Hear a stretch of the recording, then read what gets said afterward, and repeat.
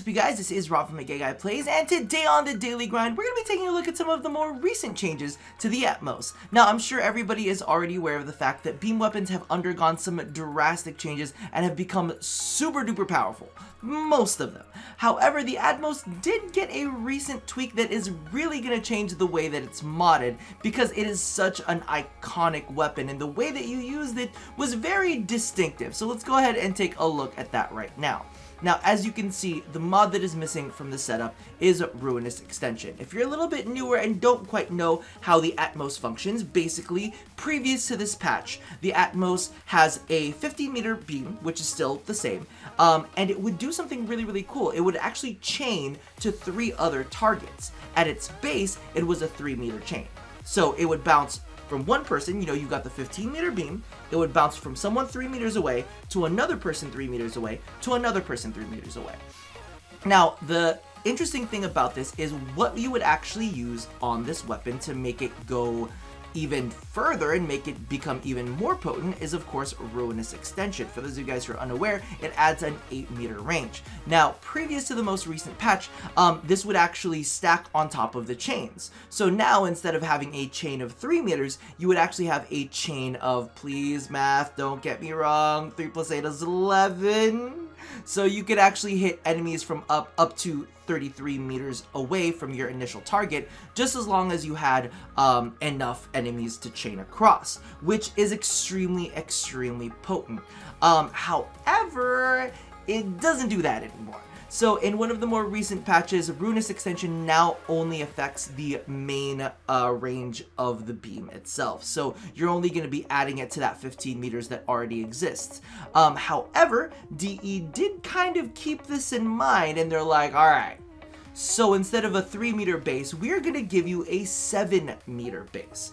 So now it jumps, from the 15 meters to the 7 to another 7 to another 7, which, if my math is right, should be 21 meters. Now, of course, we did lose out on about 12 meters overall, but let's be real. 33 meters for a weapon to be able to hit multiple targets that far away. When you are using this thing could literally chain outside of the room, and because the chains, they're not based on where you're standing, it would just literally chain to the next nearest opponent. Literally, you could hit enemies behind cover. You wouldn't really have to try with this weapon. You just shot at an enemy, and enemies near them would melt as well. So it kind of follows suit with the whole Ember thing that's been going on lately, but we'll jump back into that in a second. However, now we do have a 21-meter base, which, we'll be honest, that's a lot. That's very, very similar to certain Warframe abilities out there, certain ultimate abilities that have a base of 20-ish meters.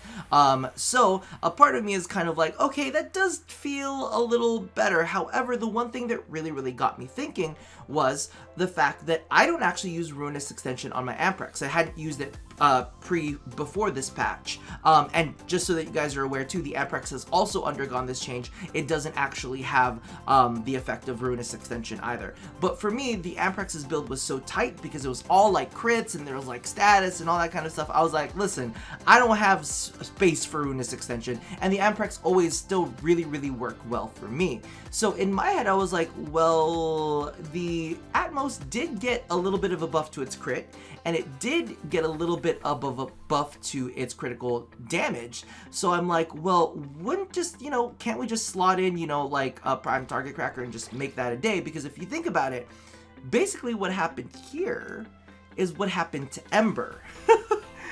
Instead of having brainless, mindless damage, they actually, pulled back a little bit on the range of the weapon, of its potential range, and they actually gave it the ability to deal a little bit more damage if you so choose to mod that way. Now, I know some people are going to be angry because they would rather have the range than the damage, but we're looking for more active gameplay rather than being able to hit enemies anywhere within 15 plus 33. I'm not going to do the math on that one because I'm really, really bad. So I figured, because I did get some people asking me about it on my Twitch, how this actually plays out, if it feels really, really bad. And I'm going to be completely honest with you, it doesn't feel bad at all.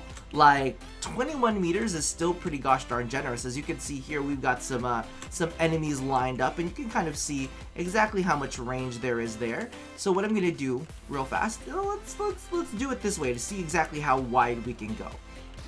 Now, as you can see, we're actually getting in pretty far when it comes to how far this beam will travel off to the side. Of course, that's not, you know, 21 meters is definitely a little bit further than that, but I did want to demonstrate how it works on a reality basis, because a lot of the times people talk numbers, they just talk about the numbers, but they don't actually look at it visually of how it's represented in the game. So I wanted to show you guys exactly what this looks like when it actually functions in game. So as you can see, because of the fact that the beams jump in particular ways, you can actually hit all the way back, and that's a pretty goddamn, you know, large amount of enemies that you're hitting at once.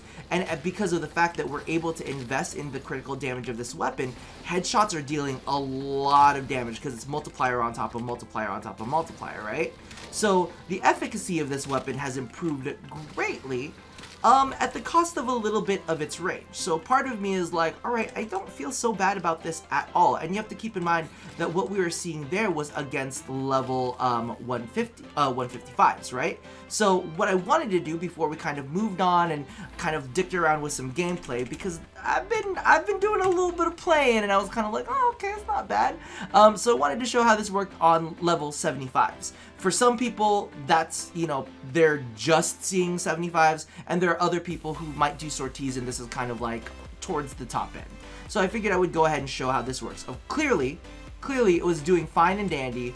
It was doing fine and dandy against level 155s, but I figured that I would go ahead and demonstrate a little bit on level 75s. And you have to keep in mind, this is with no, you know, this is with no other weapon buffs. You know, this is no Rhino Roar, no Sarin Spores, no nothing.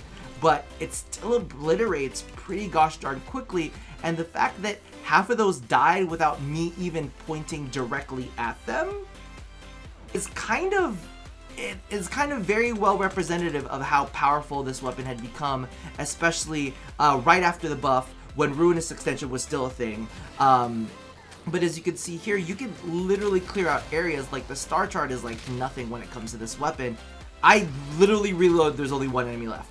That's how good this was. So it's kind of like one of those things that you have to take a look at and say there's a lot of brainless damage that's going on there. You know, DE clearly wants a more active, engaged player base, and having weapons that just kind of chain into nothingness and destroy enemies so quickly kind of defeats that engaged purpose. It's kind of like the enemies are dead before I even walk into the room. However, and this is the reality of it. Even though I'm okay with, you know, certain balance changes and whatnot, Rob likes a little cheese every now and then, right? Rob enjoys a little bit of the cheese. You know, I might be a little lactose intolerant, but every now and then a little bit is good for the soul. So what I'm actually going to go ahead and do is I'm going to go ahead and show you how this pairs with goddamn Sarin, because it's kind of amazing. And we're gonna go ahead and jump into the star chart. Usually I would take Corrosive if I'm trying to go into an escalating mission, because I like Corrosive, just works really well for it. But we're gonna do some star chart action for the gameplay, and I'm gonna show you exactly how kind of crazy this is in actual action, you know, in like normal star chart action, okay? But that about does it for the facts and figures. Y'all saw how it performed on 155s and, you know, 70s. Now it's time to take it out on the field and have a little bit of fun. So if you want to stick around for some gameplay, that's coming up next. Alright, so you guys probably already see this synergy happening. It's a Spores and goddamn Atomos synergy. This thing is absolutely insane. So one of the things that I kind of wanted to point out for maybe those of you guys who are unaware, number one, when we go ahead and toss gas into the Atomos, right? The Atomos is literally just fire on its own. So it's a fire-based element, which means that the only element type here is gas. So because of the fact that this thing has so much status chance, the only thing it's proccing is gas. So that in combination with Spores, it's just like AoE Central. It's kind of ridiculous, and it's kind of beautiful, and it kind of just makes you happy in your soul. And this is one of those things that, to be completely honest with you, kind of brings me back for the fun. You know, sometimes you think up serious builds and you think up you know, a lot of these, you know, like more intensive stuff. Like you mod, like one of my mottos is you mod for the most difficult enemies on the map, right? And clearly, you know, gas isn't necessarily made for the most difficult enemies on the map. You usually want to do something that's going to strip some armor or bypass armor or whatnot. And I was just kind of like, all right, we got to drive this synergy home, and we just got to have fun with it, because literally I was playing around with this on some missions earlier, and I really wasn't even trying, but was still showing up on the boards for damage numbers, and I was like, look, I was like, this is like low effort. This is low effort. And I know just talked about how, you know, DE wants us to be engaged. But the fact is, like, you know, there's still some synergy we're tossing in there. We're still making sure we, you know, pop the spores on those enemies and whatnot. But I think that this kind of, like, combines well, and you get to see all of the little number ticks. I think my favorite thing about this is I almost turn into, like, a shark. You know how it's, like, what is it called? When it comes to, like, sharks don't have sonar, Rob. What are you talking about? It's dolphins that have sonar. You'll, like, turn into a dolphin, and you see where your spores are, so you can almost track down where the next enemy is, based on where your spores have gone to. And it's kind of like this really cool, just run and gun feeling.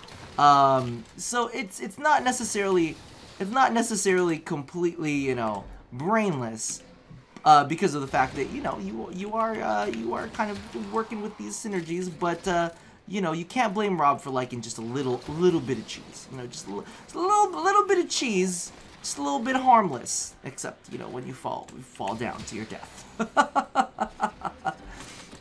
And I mean, I guess that's kind of like the thought process behind it. Like, exactly, I mean, if you can see right here, this is definitely not like running into other rooms and killing other enemies. Oh, can we talk about this too? Hold on, I'm getting distracted, like, by so many things. Please miss me with that, thank you. The thing that I've been missing, though, I don't know if you guys have been seeing this. Are you noticing the fact that this isn't, I don't see anything chaining to other enemies.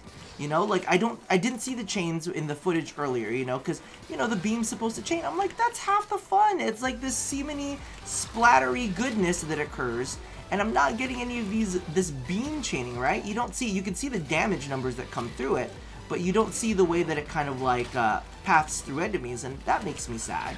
Like, that was half the fun, you know?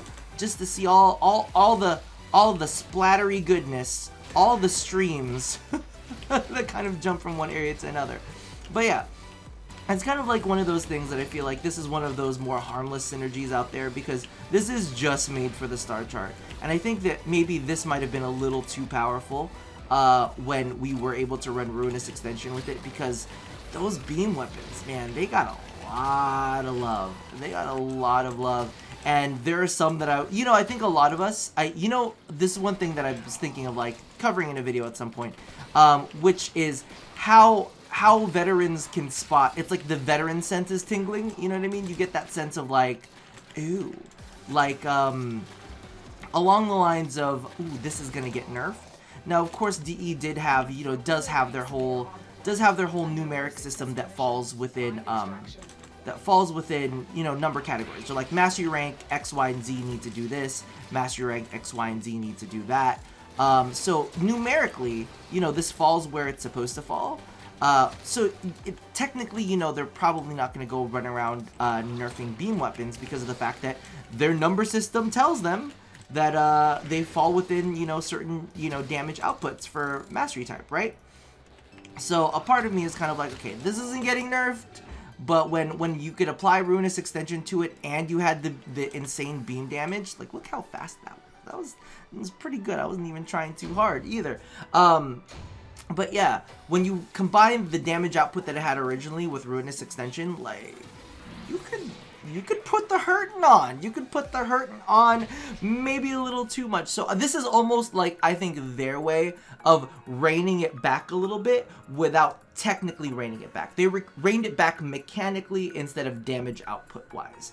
Regardless, I hope you guys go ahead and give it a bit of a shot, because I'm having a lot of fun with the Atomos again. It's really, really great to see, and now I can, like, slot in another damage mod and not feel bad about it whatsoever. So that's that. Let me know if you want to see a video on how to spot nerfs before they come. That's always a good discussion topic. And let me know, are you guys having fun with the Atomos after the rework. Same thing for the Amprex, because I actually haven't played around with the Amprex. Like, the Atomos has kind of been my semen baby. It's a ball and it ejects semen. What do you, of course I'm gonna pick that over the Amprex. It's just within my nature. Regardless, let me know about all of your feelings down in the comments below, and that about does it for me. So as always, love somebody, hurt nobody, and touch your, I was gonna say balls with jism coming out of it. Maybe I should just commit balls with jism. Touch that. But unless you're female, then maybe you can't do that. So have a nice day. Bye!